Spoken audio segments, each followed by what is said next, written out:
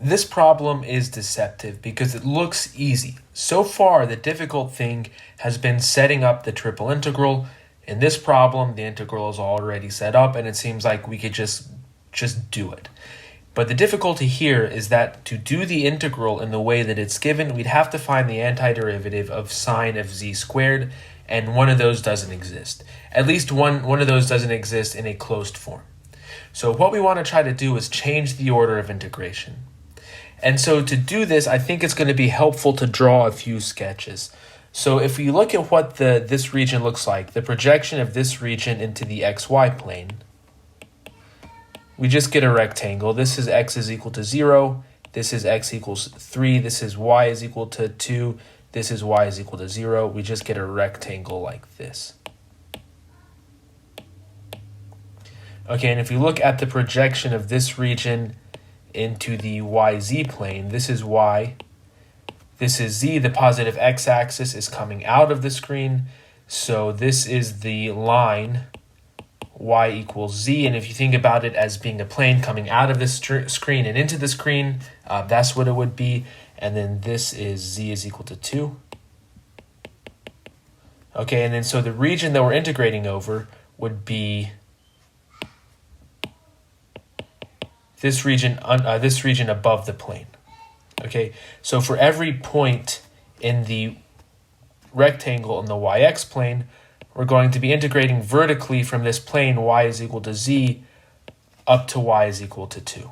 Now we're going to have the xz integral be the outer part and the y integral be the inner part. So if we sketch what this region looks like in the xz plane, this is what we'll get. So if you project this region onto the xz plane, z is still going to go from 0 to 2. X is still going to go from 0 to 3. And this is roughly what the region will look like. It's a rectangle. And now for every point in the zx plane, in this rectangle, we're going to go, y will go from y is equal to 0 to y is equal to z. So the inner integral is going to have y going from 0 to z. Then the z integral is going to go from 0 to 2. And then the x integral will go from 0 to 3. And this is sine of z squared plus x dy dz dx. Okay, so now the inner integral is a y integral. So as far as y is concerned, z and x are constants. So this is the integral x equals 0 to 3, z equals 0 to 2, z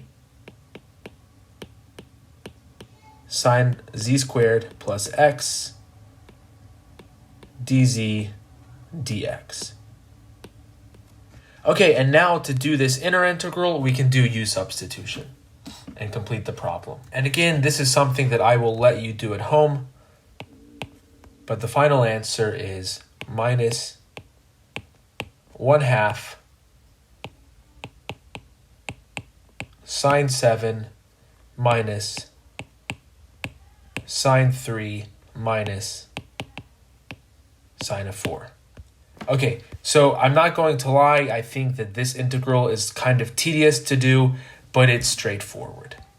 So the novelty in this problem is that you're given the integral straightforward, explicitly, with the iterated integral set up and everything, but it was given in a form that you cannot find the antiderivative. So you had to switch the order of integration to come up with an integral that you could actually compute by finding antiderivatives.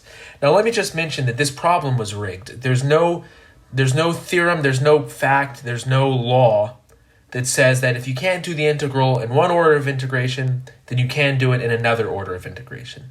But it is helpful to know that sometimes by changing orders of integration, you can make a problem doable.